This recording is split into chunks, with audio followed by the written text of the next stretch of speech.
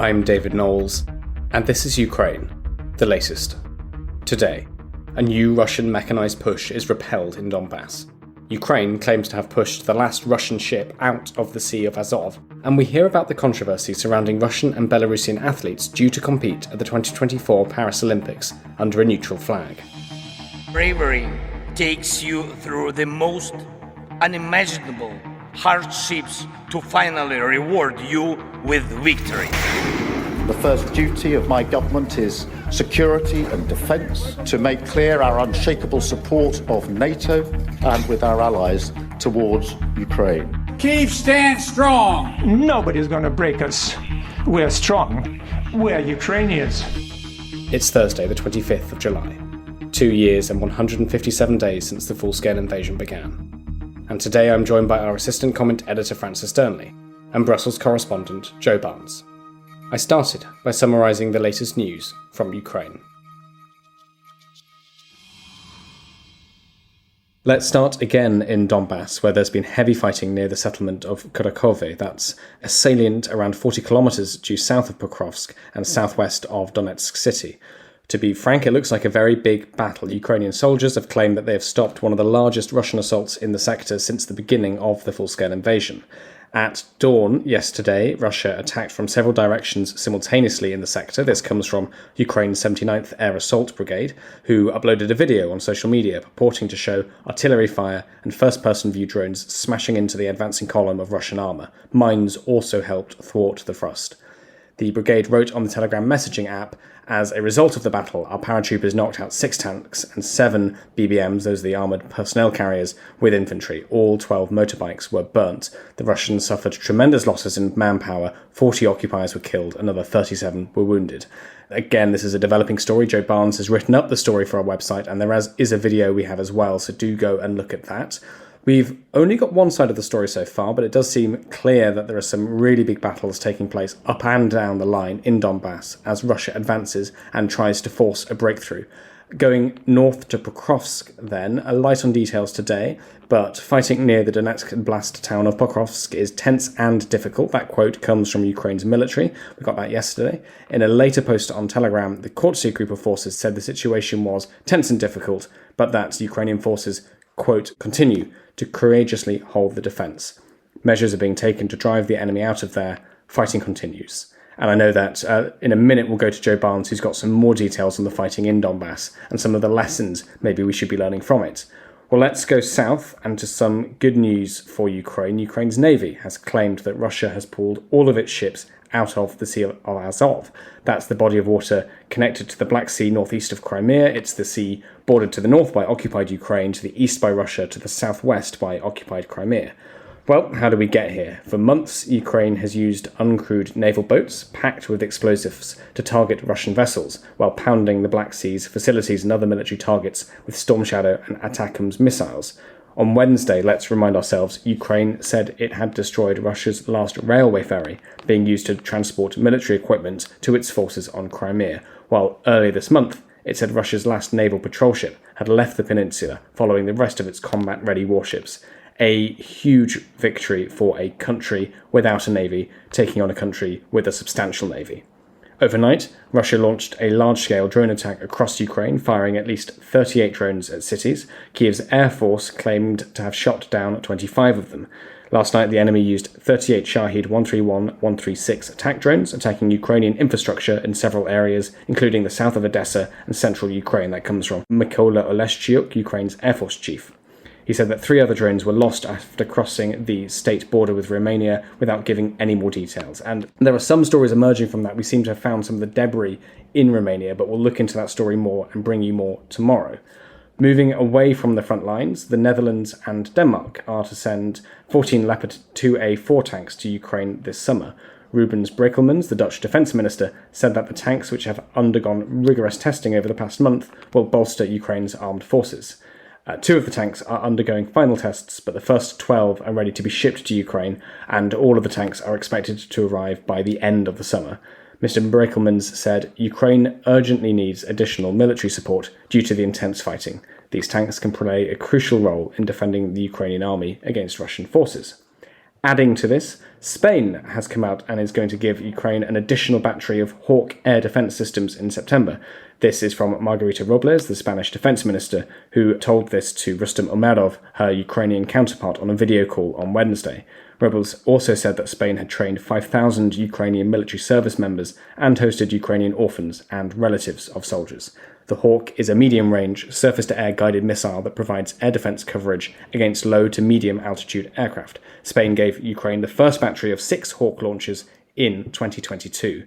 Well, those are all of the Frontline updates. Joe Barnes, can I come to you before Francis? Joe, I spoke yesterday about this attack northwest of the village of Ocheretinya in Donbas, this Russian offensive which looks like it might be on the point of encircling some Ukrainian battalions. You've been looking more into this. What are the lessons you think we can learn from this attack? So yeah, a portion on sort of lessons learned and where actually Russia seems to be improving in certain areas of the battlefield. Pokrovsk is one of the areas where they're pushing hardest and also being reasonably successful. And essentially it looks like Russian forces are using the classic technique of numbers, manpower, artillery.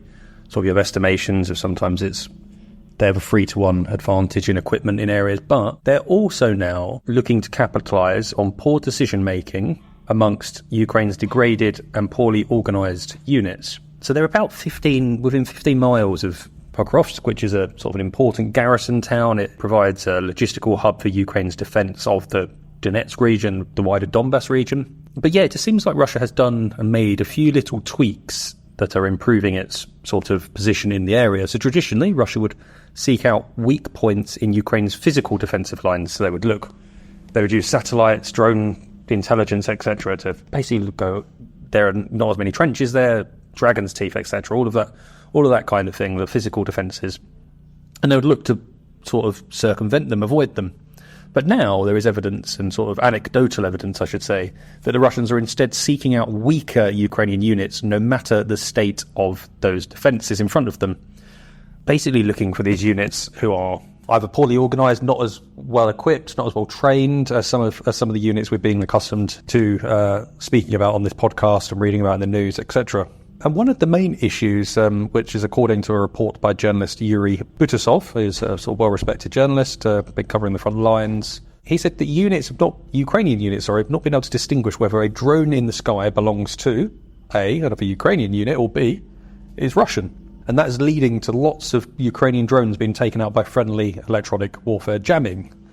I say not a new problem, that sort of Russia has made gains out of the fact that less battle-hardened units in Ukraine's armed forces get caught out while trying to conduct things like tactical withdrawals to better defendable positions.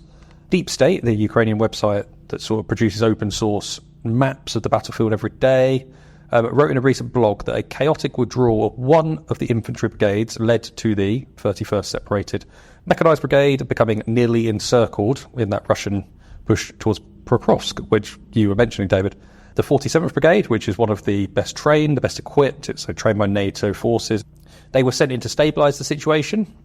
But according to Deep State, the 47th were outnumbered, they were outgunned, they were unable to hold back the advance, but they did somewhat stabilise it. This has led to both Deep State and Butasov branding the situation critical in that push by Russia along a railway line.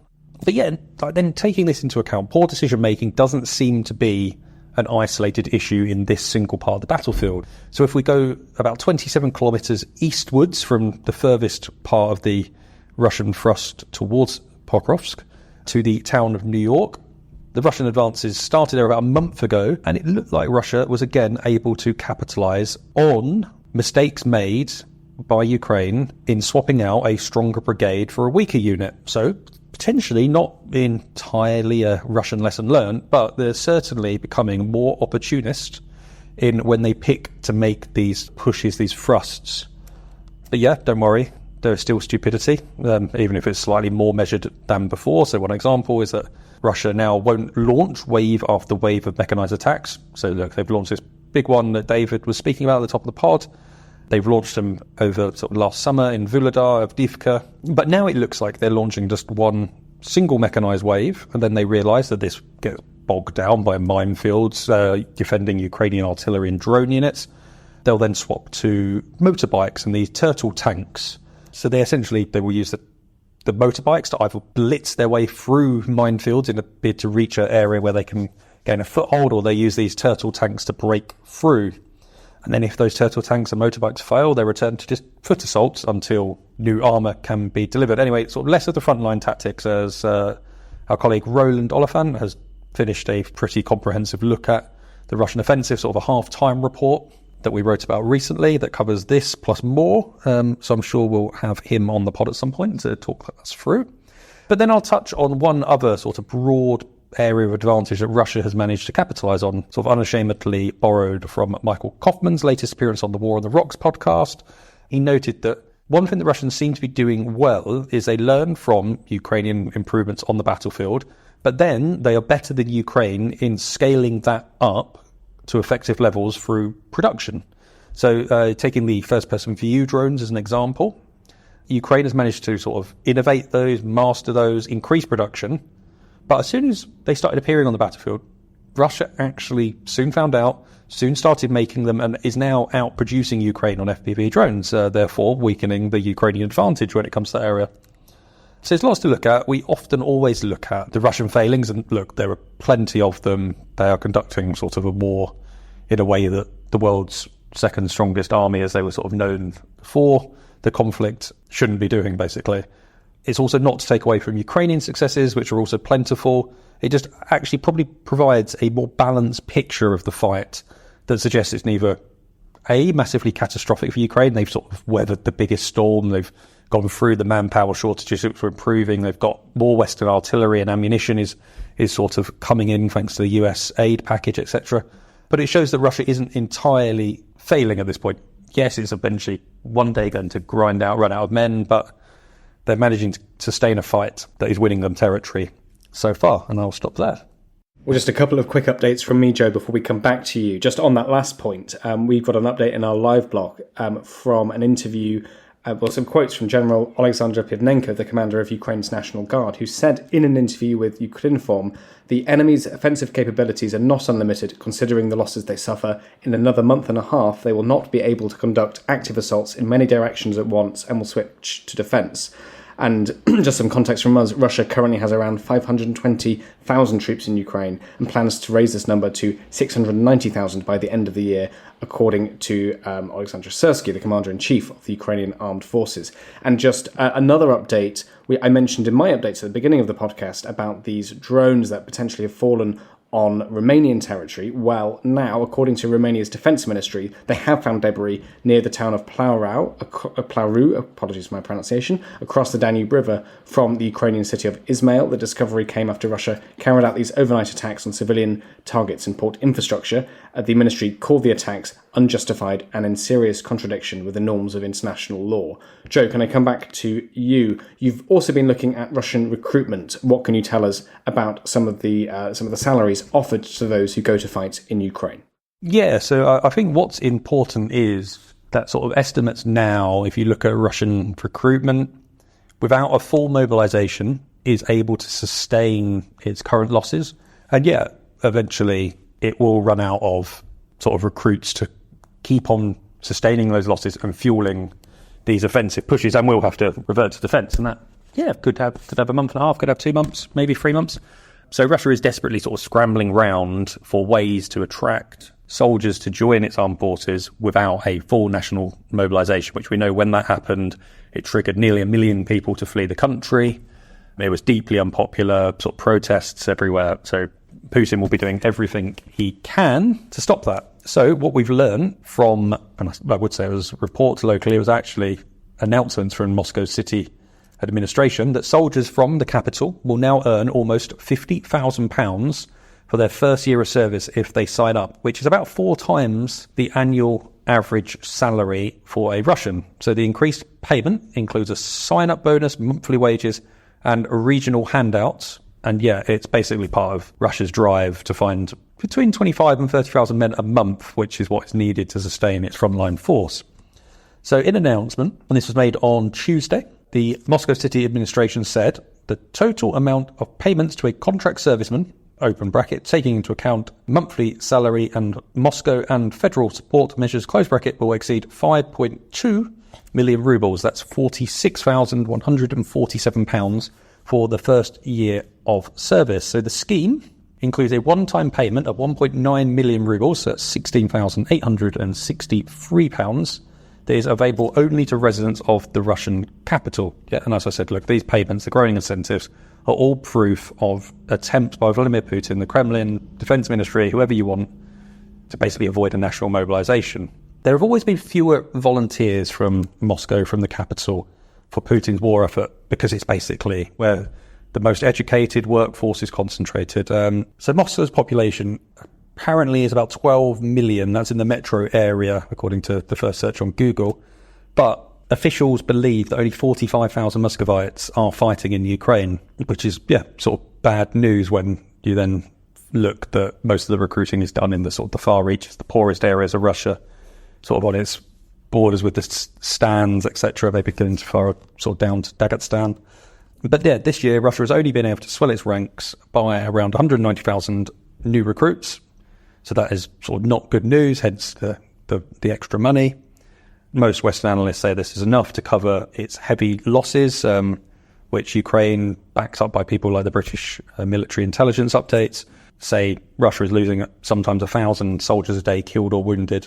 But recruitment figures overall, despite it getting to 190,000 new recruits this year, are down on the 490,000 military contracts that were signed last year. So yeah, really interesting look at how Russia is avoiding national mobilization through money. But interestingly, economists believe that these increased payments to Russian soldiers are likely to trigger imbalances in the country's wider economy. They argue that the wage of a serving soldier could soon become the benchmark for the rest of the country, potentially leading to a growth spiral. The Russian government paid out, we believe, 3 trillion rubles, which is about £27 billion in salaries and compensation to soldiers and their family between July 23 and June 24. So this year and last, according to researchers RE Russia. The figure amounts to 1.6% of Russia's expected gross domestic product for the year, as well as about 8% of its federal budget expenditure. So sort of, huge money being devoted into paying soldiers. And I'll stop there. Well, thank you very much, Joe. We've done quite a lot of the military updates today. So, Francis, let's go to you next. What have you been looking at in the political and diplomatic sphere? Well, thanks, David. It's absolutely right that we focus on the particularly precarious military situation as it evolves at the moment. But as you say, lots going on too, diplomatically and politically. We spoke yesterday about the progress of the talks taking place between the Ukrainians and the Chinese in Beijing this week, where the readouts suggested Kyiv had clearly articulated its position that it is willing to talk to Moscow, but not on the current terms the Kremlin is insisting upon. Evidently, they hope Beijing might talk them around.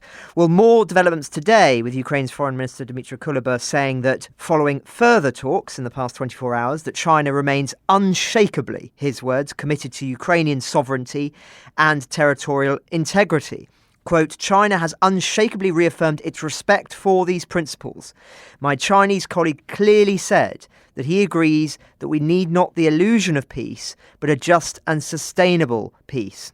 He then went on and said that as long as China continues to uphold the dual principles of Ukrainian sovereignty and lasting peace, we can have any kind of conversation and look for any kind of solution.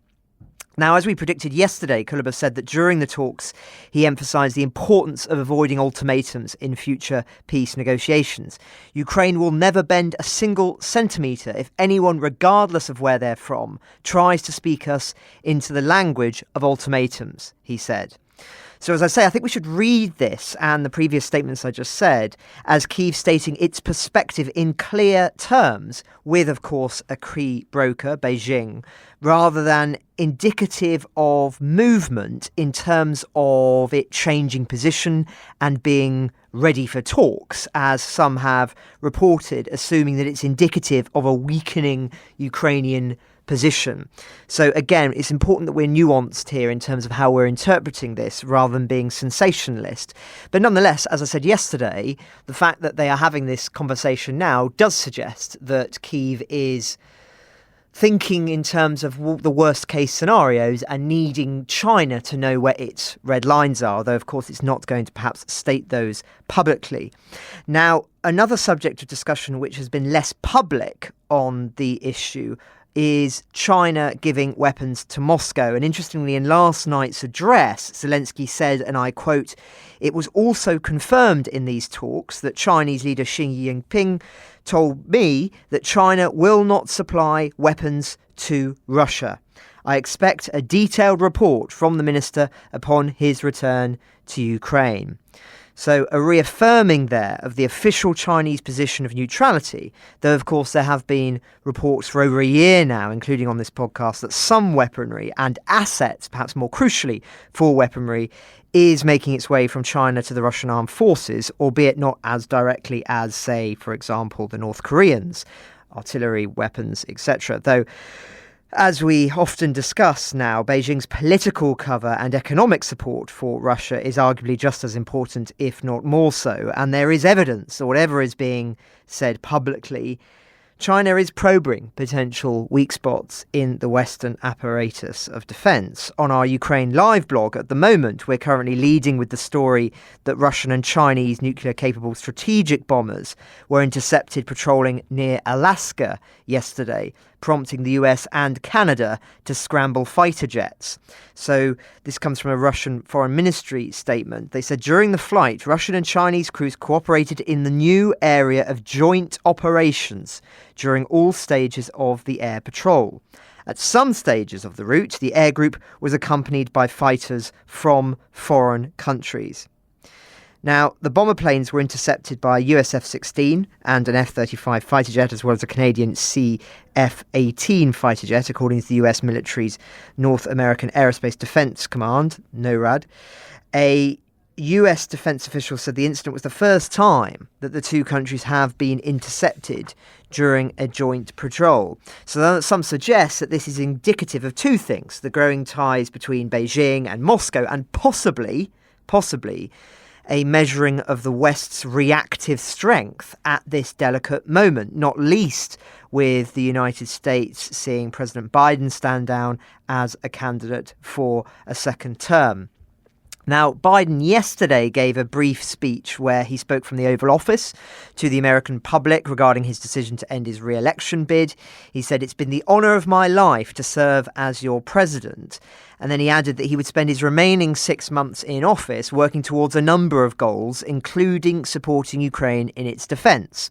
He said the Biden administration will work towards rallying a coalition of proud nations to stop Putin from taking over Ukraine and doing more damage. Then he said it was a priority to preserve and strengthen NATO.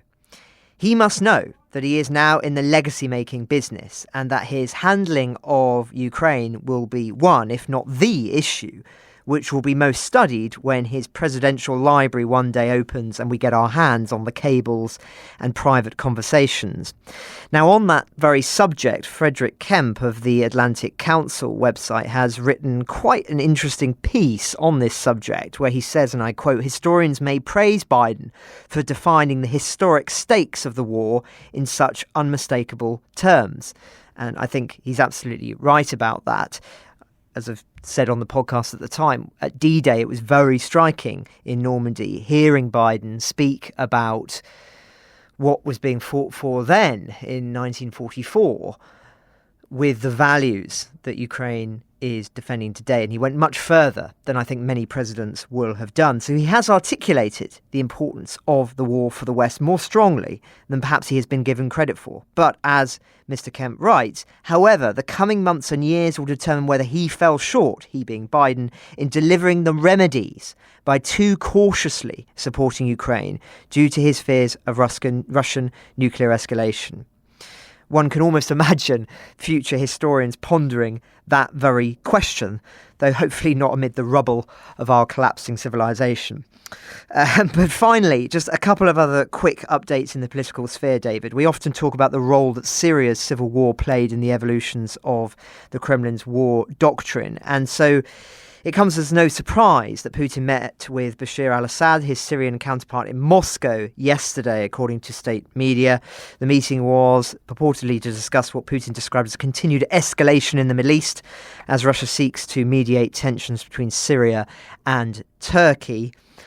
Putin told Assad, of course, I'm very interested in your opinion on how the situation in the region as a whole is developing. I bet. Really, this is, I think, further evidence of Bashar al-Assad coming back into the international fold. For a very long time, of course, he was persona non grata and, due to obvious reasons of his behaviour in Syria and the Middle Eastern summits, he was never allowed to attend, although that has now shifted in the past year or so. And the fact that he is in Moscow shaking hands with Putin just speaks to not how their relationship has changed, I think it's been pretty constant, but in terms of how they're optically willing now to see Assad back on the world stage. And as I say, and as we've talked about many times, Russia is often seen as a key broker in the Middle East, whether it be with liaising with Israel and Syria on fighter jets and indeed with Iran as well. So no surprise there that Russia is using this opportunity to push its international credentials after a period where it was seen as not a party one would want to necessarily be engaging too proactively with, though of course things have shifted a lot and changed a lot in the last year, particularly with China and others very much willing to shake hands with Mr. Putin and do a lot of deals with Russia. But last but not least, David, Britain and Germany have signed a joint defence declaration pledging to work more closely to strengthen their defence industries, reinforce European security and support Ukraine in its fight. Britain's new Defence Minister, John Healey, signed this pact in Berlin, where he met German counterpart Boris Pistorius. Of course, Mr. Pistorius is known as being more hawkish than Olaf Scholz, leading to purported tensions between the two. Healey's visit is part of a broader 2-day trip that includes stops in France, in Poland and Estonia as he sets out the new Labour government's commitment to deepen defence ties with allies in the EU. These visits send a clear message, he said, that European security will be this government's first foreign and defence priority. Our new defence declaration between the UK and Germany will kickstart a deep new defence relationship built on our nation's shared values. Now, this declaration said Britain and Germany would look to nurture the defence industrial base in Europe. That is significant. Fostering joint procurement initiatives and work together on research and development to improve production and innovation. In a section titled Deep Precision Strike, it also referred to long-term comprehensive cooperation in the field of long-range capabilities. So there is some substance to this, though, of course, the precise details are yet to be announced. More broadly, this should be seen as part of Keir Starmer's tilt towards Europe, though whether Britain is able to show its leadership rather than just saying it remains to be seen. I would suggest that perhaps committing, say, 2.5% of GDP defence spending would be one way of doing that, or perhaps being more proactive in permissions given to Kyiv. We don't want to end up in the situation of Macron in France, who talked a big game, but sadly has been rather impeded of late on the subject of Ukraine due to his own domestic problems after calling that election there, which led to him being very much neutered in terms of his political potency, if that's not a slight analogy that's too vivid for our listeners. But I'll leave it there, David. Thank you, Francis and Joe. Tomorrow is the opening ceremony of the 2024 Olympic Games in Paris. Athletes from across the world will compete in numerous disciplines and sports. Some Russian and Belarusian athletes will be present, under a neutral flag. The IOC has set specific rules for these neutral athletes. People who support the war in Ukraine or are linked to the military or security agencies are not allowed to compete. Some experts think, however, that those rules are being broken. Here's my conversation with Wayne Jordash, KC, of Global Rights Compliance. So this all began, of course, at the full-scale invasion, and they recommended a ban. This is the executive board of the IOC, recommended a ban on the Russian and Belarusian athletes from international competition. Now, reasonable people can agree or disagree with that as a response.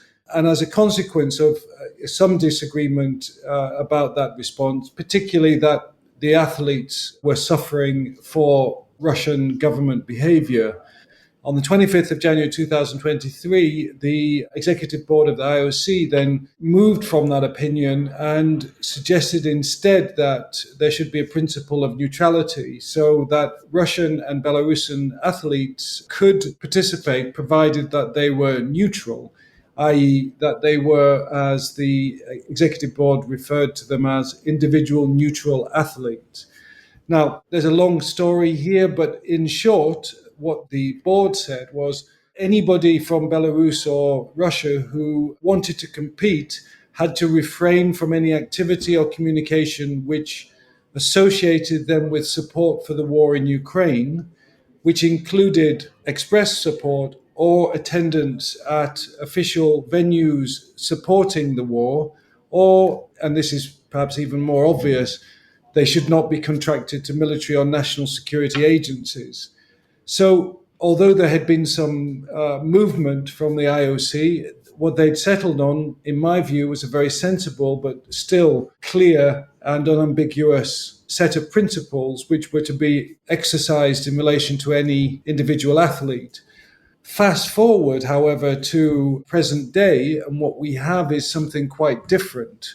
Our research, this is GRC's research, essentially we found that of the 59 athletes that the IOC executive board had cleared for participation, 33 had clearly violated these principles. Of the 31 athletes who had agreed to go, because some of them just declined to attend the Olympics for reasons which are unknown, but of the 31 who had agreed to go, 17 of them had violated the principles. And when I say violated the principles, what I mean is, 1, participated in pro-war competitive events, 2, had shown on social media approval for Russia's aggression and violence in Ukraine, 3, had links to military or national security agencies, 4, had shown in public their support for the war, and finally, there was 2 athletes who came from areas such as Crimea and Transnistria in Moldova who had essentially agreed to come to the Olympics and had been passed by the IOC despite the fact they came from territory which had been illegally seized by Russia. So that's a summary of the situation. Now, the starting point for consideration of this for us as a human rights organization is, first of all, business and human rights UN guiding principles, which effectively say that international law demands that organizations such as IOC do not cause, contribute, and not be linked to human rights violations. Now, we're not arguing, of course, that they've caused these human rights violations in Ukraine, but they are now contributing to them by promoting athletes who themselves have promoted violence against civilians in Ukraine. At the very least, they are linked to it, as are their sponsors, of course, linked to it. And as a consequence of that, they must take, according to international law, action to either cease contributing to human rights violations in Ukraine, which, of course, is very simple here, stop promoting athletes who themselves have supported the human rights violations, or they are linked to it, i.e. linked to it through sponsorship and so on. And what they should do in those situations is act to mitigate the harm by using their leverage against IOC. So your sponsors should be reacting to IOC and saying, you have your principles, these principles are in accordance with international law, you should abide by them. What we see instead is the IOC has refused to engage with us in relation to the annex we sent them. We sent them 200 pages of evidence to support our submission on this. 200 pages. And yet all they do is ignore what we've said. The sponsors, we've contacted each and every sponsor, and we're still waiting for them to respond. President Macron's office in Paris has responded. How can I put this politely?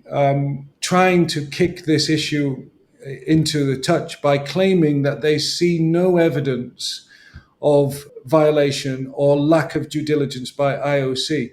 Well, 200 pages we provided them, if they'd bothered to read it, would have confirmed what we say. There is no doubt. This is not a grey area. This is black or white. Either you attended a pro-Ukrainian attack event, You liked posts on social media supporting the annexation of Ukraine, supporting the killing of innocent civilians in Ukraine.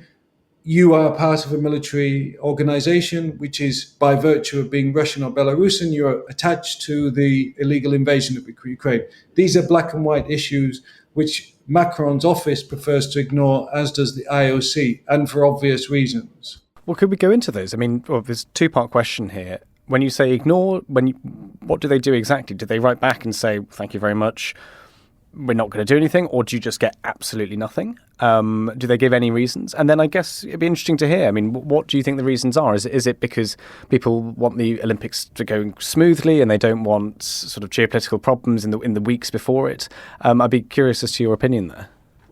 Well, we sent a communication to the IOC on the 29th of May of this year, in which we gave them examples of athletes who had been cleared by IOC to attend and participate, examples of their violations of IOC's principles. The response we got was on the 19th of June 2024, when the IOC said that they'd, quote, read with great attention our letter and were, quote, taking its task very seriously, close quote. And that was it. We sent them on the 25th of June 2024 a significant document containing lots of evidence about athletes' profiles and the way in which they conducted themselves and the way in which they violated the principles. We heard nothing.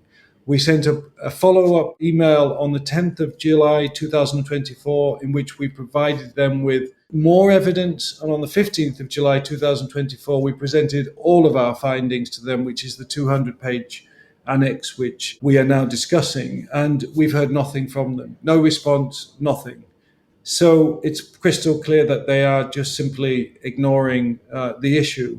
We would not be talking about this if they'd bothered to engage. As I said, the principles are very clear, the violations are very clear, and if they'd engaged, we would have had those discussions. But it's obvious what they care about is the Olympics going forward without any disturbance. Of course, I understand that. The Olympics are very important, and this is why we have from President Macron's office a similar approach of disregard. But what I think is at the heart of this is not just the violations, it's the hypocrisy. Thomas Bach, who is the president of IOC, very keen to go public, talking about peace, solidarity, and human dignity being the principle of the Olympics. The guiding principle is peace, according to Thomas Bach. What he's also said is, quote, competition with athletes who represent the Olympic Charter can serve as a catalyst for dialogue, which is always a first step to achieving peace.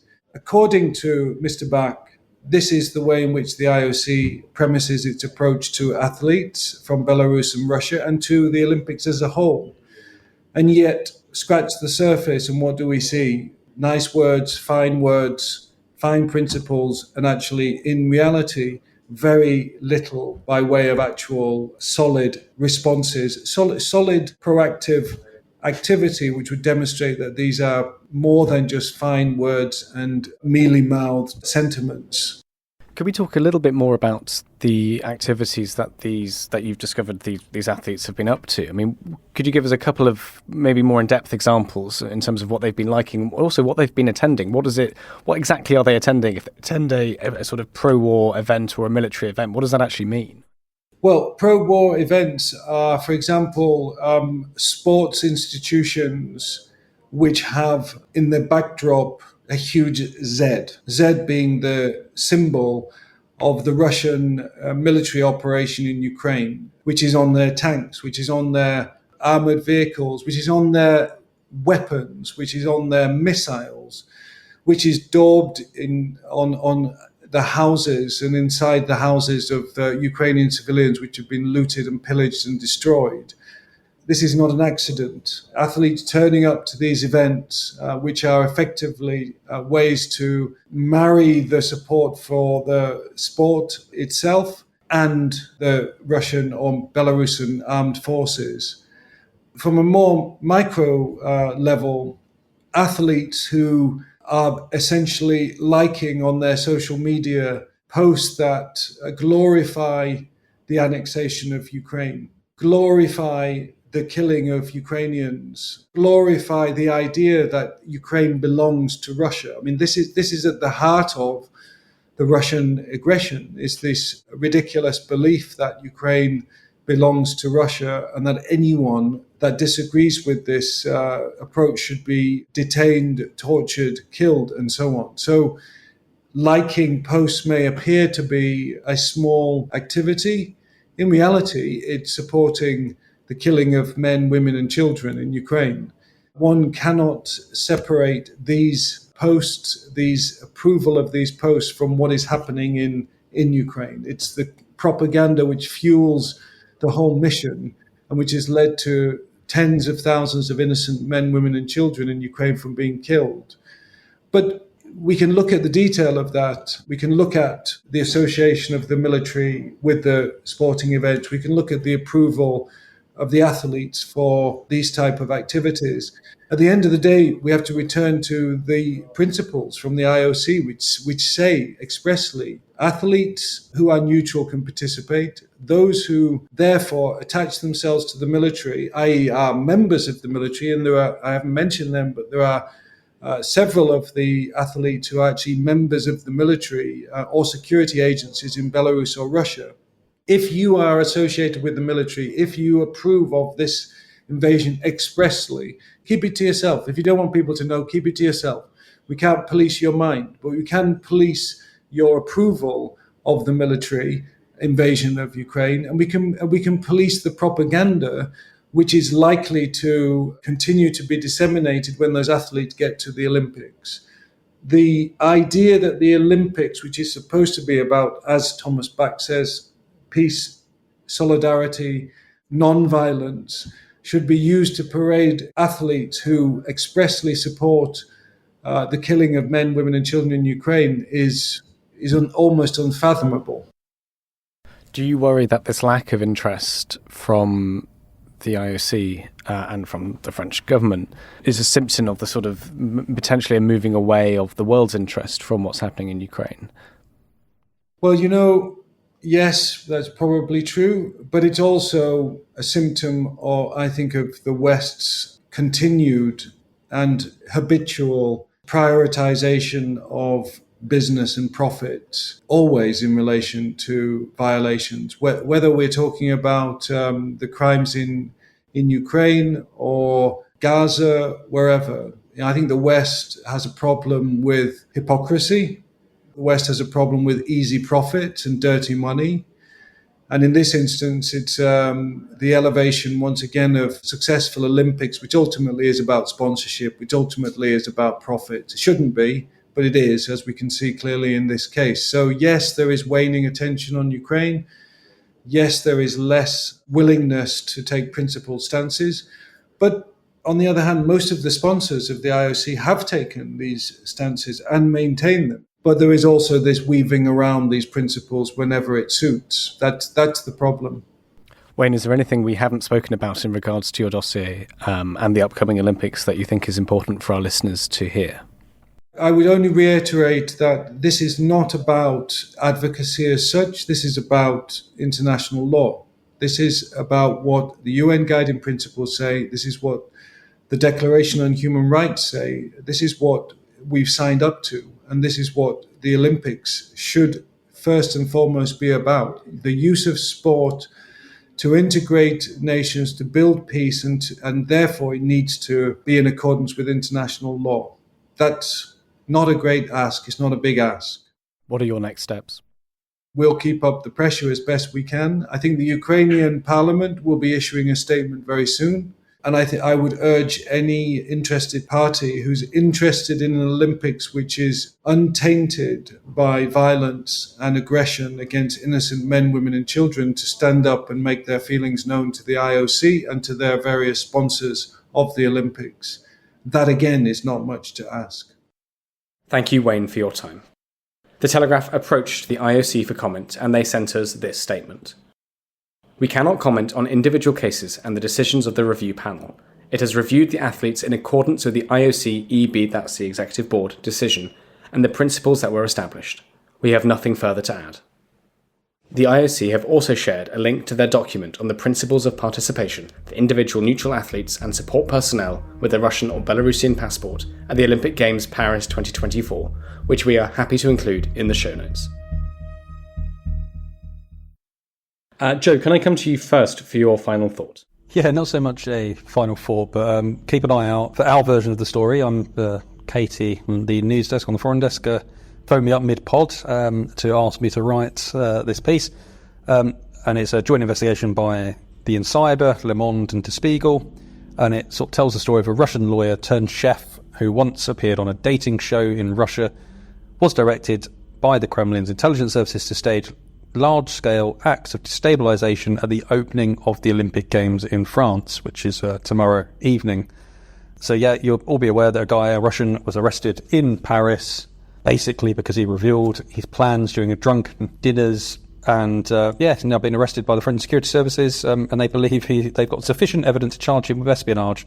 So yeah, the fun story of how a chap who was trained at Le Cordon Bleu, a very famous restaurant in France, appeared on a dating show in Russia.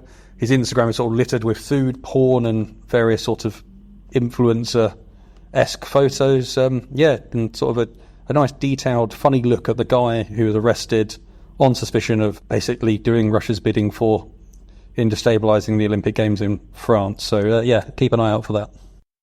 Thank you very much, Joe. Francis, can I come to you for your very final thoughts?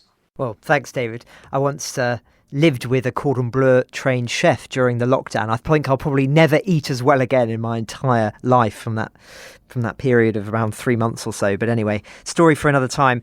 The head of the British military, Admiral Sir Tony Radakin, as we reported yesterday, said that the UK's armed forces should learn from Ukraine how to fight future wars. And he spoke about battalions of one-way attack drones. And indeed, earlier on, Joe was talking about drones and how that is changing the face of the front line.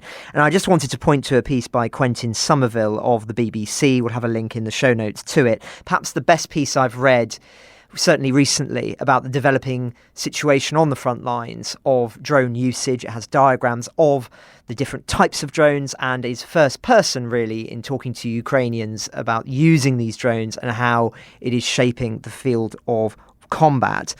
And just some details that I've taken out from it, but as I say, it's a very detailed piece. It talks about how the jamming equipment blocks roughly 75% of the frequencies that drones use to communicate with their operators.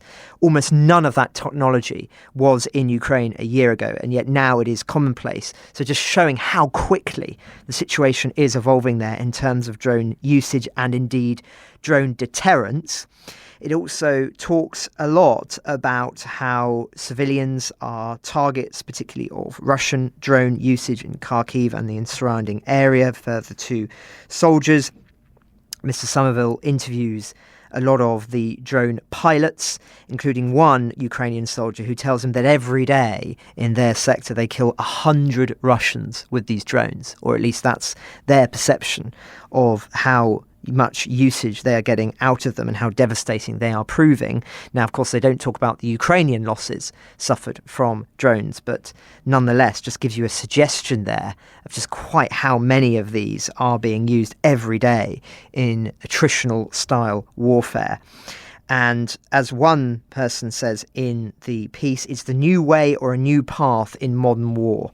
In 2022, it was only infantry war, and today only half of the war is infantry. It is a battle between Russian drones and ours in the other half. Then it goes on and talks about the FPV drones and how, they were essentially once used for filming weddings and for parties, and they are now used for war. And hence why in Ukrainian they're known as celebration drones because of their previous usage. And it also just talks a lot about how an individual drone pilot goes about their day and becomes fluent in the battlefield around them. He says, I know every puddle, every tree in the area. So this is very, very much not drones being, in a sense, sent out to see what they can find. This is very, very specific to particular portions of the battlefront, and people were essentially using them for surveying information and attaining information, but also for deliberate targeted strikes, very specific to areas of the front. And that gives you a sense, I think, of how difficult it must be for soldiers who are positioned there in terms of making gains and developments, because ultimately the enemy on both sides is fluent on that field around you and is constantly taking shots. And again, it's an example of that sort of First World War style attritional warfare, albeit with very different technology. And then just the last quote, which I plucked from the piece, which is interesting, says, "No one is fighting war this way in the conventional way. They are learning from us. This will be the future of war."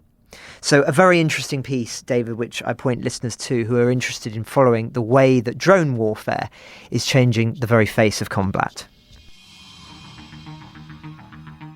Ukraine the Latest is an original podcast from The Telegraph. To stay on top of all of our Ukraine news, analysis and dispatches from the ground, subscribe to The Telegraph. You can get your first 3 months for just £1 at www.telegraph.co.uk/Ukraine the Latest. Or sign up to Dispatches, our Ukraine newsletter, which brings stories from our award-winning foreign correspondents straight to your inbox. We also have a Ukraine live blog on our website where you can follow updates as they come in throughout the day, including insights from regular contributors to this podcast. You can listen to this conversation live at 1 p.m. each weekday on Twitter Spaces. Follow The Telegraph on Twitter so you don't miss it. To our listeners on YouTube, please note that due to issues beyond our control, there is sometimes a delay between broadcast and upload, so if you want to hear Ukraine the Latest as soon as it is released, do refer to podcast apps. If you enjoyed this podcast, please consider following Ukraine the Latest on your preferred podcast app. And if you have a moment, leave a review, as it helps others find the show. You can also get in touch directly to ask questions or give comments by emailing ukrainepod@telegraph.co.uk. We do read every message. And you can contact us directly on Twitter. You can find our Twitter handles in the description for this episode. Ukraine the Latest is produced by Louisa Wells and Giles Gear.